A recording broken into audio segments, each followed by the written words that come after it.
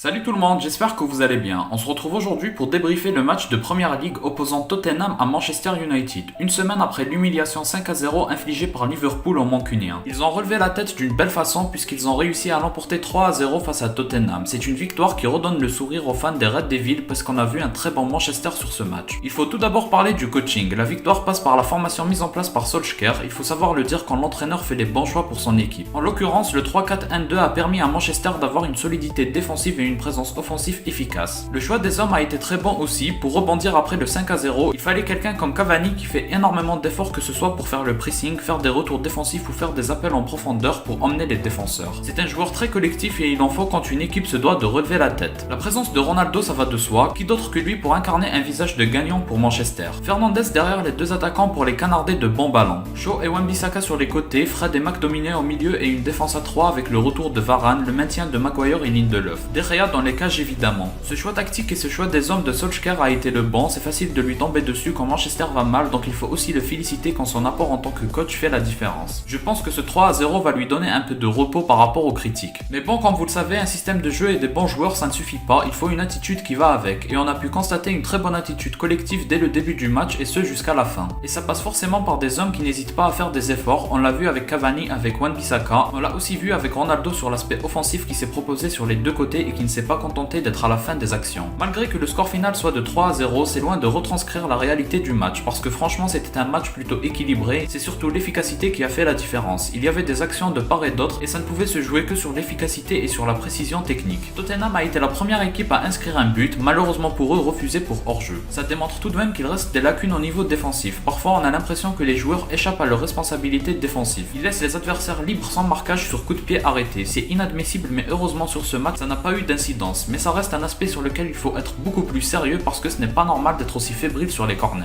Évidemment, c'est Ronaldo qui a ouvert le score pour United. Et de quelle façon? Bruno Fernandes lui a délivré une passe millimétrée mais qui n'était pas si facile que ça à jouer pour Ronaldo. D'abord, il lui a fallu se replacer pour ne pas être en position de hors-jeu, ça montre la concentration maximale sur le moment. Ensuite, il fallait croire en la passe de Fernandes, le défenseur était à un cheveu de la contrée et surtout il dérangeait Ronaldo pour bien placer son tir. Pourtant, CR7 a magnifiquement bien placé son tir dans le petit filet opposé. Loris ne pouvait absolument rien faire, c'était un geste parfait de la part de CR7 qui compromis fait fermer des bouches. En deuxième mi-temps, ça repart sur les mêmes bases. C'est même Tottenham qui prendra le dessus pendant une bonne dizaine de minutes. On sentait la pression que subissaient les Mancuniens. Ils n'arrivaient plus à garder la possession du ballon et surtout pas dans la partie de terrain des Spurs. Pourtant, sur une action éclair, Ronaldo fait un geste technique loin d'être inutile, suivi d'une très bonne passe pour Cavani qui termine comme il faut l'action et permet à United de souffler avec un deuxième but inscrit. Cavani fait le petit piqué qu'il faut au vu de sa position par rapport à Loris. Il montre aussi que même après avoir dépensé autant d'énergie, il reste lucide pour gagner ses duels face au gardien adverse. Ronaldo est quand même sorti par Solskjaer, certainement pour le reposer pour les prochaines échéances de Manchester qu'il ne faut pas du tout négliger. Il y a un match en Ligue des Champions face à l'Atalanta, il y a aussi le derby face à City, il a eu raison de reposer ses cadres comme Ronaldo et Fernandes. En tout cas, bravo à Ronaldo pour cette performance XXL, buteur et passeur décisif. Mais ses remplacements ont permis à Rashford d'entrer, à Lingard aussi et à Matic. Et ces derniers ont permis d'inscrire un troisième but dû au relâchement défensif de Tottenham, mais c'est normal puisqu'il se devait d'aller chercher l'égalisation. Rashford a été juste, même si je dirais que c'est assez facile au vu de sa situation et du score. Je trouve que ce match a été réussi par Manchester et ça me fait plaisir, il reste toujours des détails à peaufiner. Beaucoup d'actions ont été mal jouées, souvent à cause d'un manque de justesse technique. Je pense notamment à Fred ou à Fernandes.